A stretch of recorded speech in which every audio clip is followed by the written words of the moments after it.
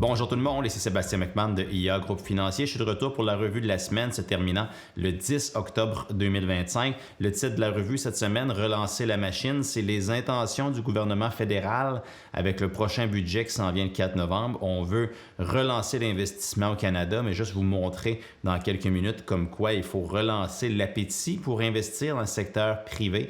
Puis ça risque d'être difficile, c'est un beau défi, mais il y a quand même beaucoup de potentiel aussi à l'économie canadienne si on réussit à relancer la machine. Donc avant d'aller là, on va regarder les marchés cette semaine rapidement au moment de la fermeture de jeudi. Négatif pour les obligations, encore positif pour les actions, là, sauf le TSX qui est en recul de 0,63% cette semaine, mais sinon ailleurs dans le monde c'était positif. Le TSX continue de se partager le premier rang avec les marchés émergents, dollars canadiens.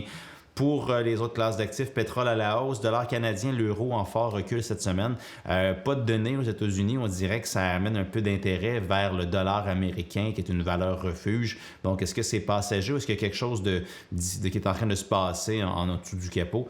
On n'est pas tant convaincu qu'il y a autre chose qui justifie cet attrait-là récent pour le dollar américain. Donc, on verra quand on aura des données supplémentaires, comme à quelle vitesse est-ce que le dollar américain peut continuer sa tendance ou retourner vers une tendance baissière. Mais nous, on continue d'être convaincus que le dollar américain a plus de potentiel baissier que haussier au cours des prochains trimestres. Prix de l'or, semaine assez mouvementée cette semaine. 2% de hausse après 4 jours, mais ça masque qu'on a eu une explosion dans le milieu de la semaine, puis on a eu un recul d'environ 80$ sur le prix jeudi, mais quand même, on est au-dessus de 50% de rendement depuis le début de l'année. Puis on continue de penser qu'il y a du potentiel dans cette position-là, mais si vous êtes dans la position de l'or depuis longtemps, encore une fois, quand on arrive à des niveaux clés comme le niveau de 4000, ça peut être un bon moment aussi de commencer à prendre un peu de profit sur cette position-là. Donc, voici le portrait pour la semaine. Sinon, on va parler juste du Canada parce que c'est chez nous qu'il y a des données, là, puis aussi il se passe des choses importantes. Premièrement, le marché du travail, dans les 2 derniers mois, ça avait été négatif de façon assez importante avec le graphique qu'on voit ici. Là. Il s'était perdu environ 100 000 emplois au cours des 2 derniers mois au pays. Mais vous savez, les données de l'emploi Statistique Canada sont assez volatiles.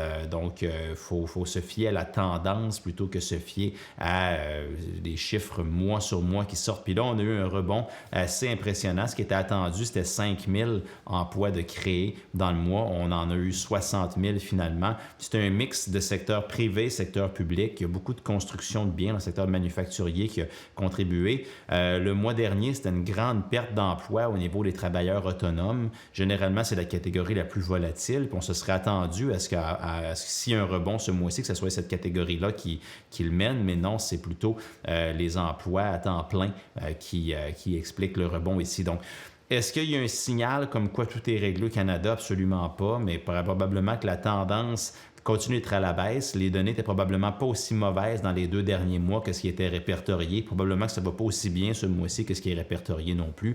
Mais quand même, l'économie canadienne est dans une période de fragilité, de vulnérabilité. On est en train de vivre une transition entre des taux élevés et des taux plus bas. 2026 devrait quand même être relativement bon si on regarde le vent d'eau qui nous vient de ces coupures de taux directeurs-là. Mais il y a encore les vulnérabilités, l'incertitude liée au commerce qui fait en sorte que, regardez, la Banque du Canada, probablement qu'elle va couper encore une fois d'ici la fin de l'année. Est-ce que ça va être à la fin d'octobre ou ça va être en décembre? On verra qu'est-ce qui nous est communiqué dans les intentions de la Banque du Canada. Mais encore une fois, descendre le taux directeur jusqu'à 2,25 dans le bas de la fourchette neutre, probablement que c'est la chose à faire pour avoir une base très solide pour 2026. Mais maintenant, on commence à tourner les yeux vers le budget fédéral du 4 novembre prochain. On a appris cette semaine qu'il va y avoir des changements à la comptabilité. Donc, on va rapporter maintenant tout ce qui est lié aux dépenses liées à stimuler l'investissement des entreprises ou qu'est-ce qui est l'investissement des gouvernements, que ce soit au niveau fédéral, provincial, municipal.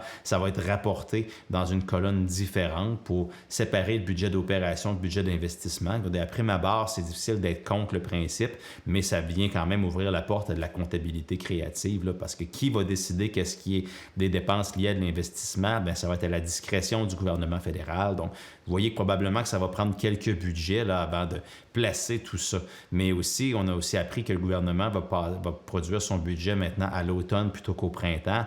Encore une fois, c'est difficile d'être contre le principe parce que c'est pour donner de la clarté aux entreprises puis au gouvernement qui, eux, font leur budget, gouvernements provinciaux font leur budget au printemps, donc on va avoir plus de clarté. Puis le cycle de la construction immobilière, puis le cycle de la construction industrielle, ben ça démarre plus fortement généralement à la fin de l'hiver, début du printemps. Donc avoir les mesures annoncées depuis l'automne, oui, il y a un avantage, mais regardez, on verra comment est-ce que le budget sort, là, puis après ça, on commentera pour savoir si c'est une bonne façon de faire ou non. Mais dans ce budget-là, qu'est-ce qui est écrit en très gros, c'est qu'on a besoin que les entreprises privées se mettent à investir massivement. Puis regardez 2 diapos ici. La première, l'investissement des entreprises en structures non résidentielles, machinerie et équipements, donc la catégorie qui est très spécifique aux entreprises privées. Bien, regardez comment est-ce que depuis, je vous dirais, une dizaine d'années, on fait du surplace. Là. Il n'y a plus d'investissement qui se fait au Canada. Puis ça, c'est des investissements en dollars constants. Donc, on corrige pour l'inflation. C'est vraiment la quantité. Puis, il ne s'investit plus vraiment d'argent au Canada. Ou du moins, la tendance, c'était de l'investissement. On va de côté. Là. Donc, en pourcentage du PIB, c'est en déclin. Donc, on doit trouver une façon de réencourager les entreprises à investir. Est-ce qu'il va y avoir suffisamment de mesures dans le budget pour redonner confiance aux entreprises? C'est ça la question, parce que si on voit la diapo suivante ici, vous avez 2 indicateurs, l'enquête de la Banque du Canada sur les perspectives des entreprises. Bien, à gauche, vous avez le score total, le bilan, c'est négatif. Donc, les entreprises ont un biais négatif dans le moment, dans leur confiance envers le futur. Donc, c'est ce qui est le graphique de gauche.